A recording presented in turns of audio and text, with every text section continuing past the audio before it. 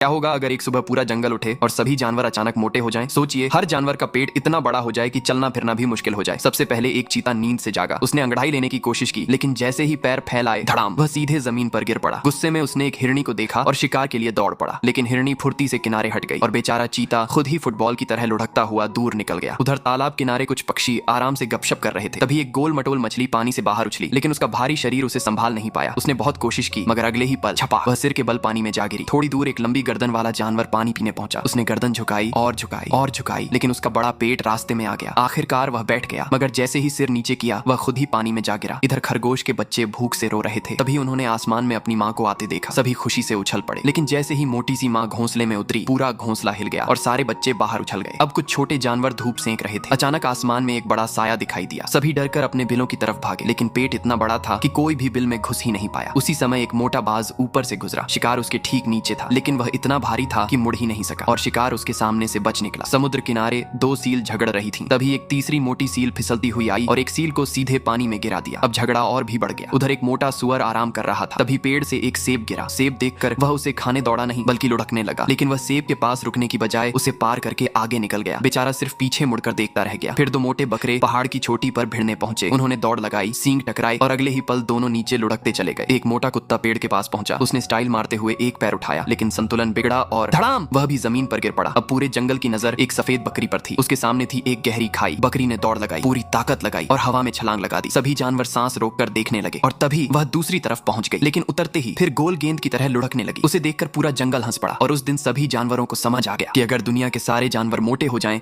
तो जंगल कम और comedy show ज्यादा लगने लगेगा।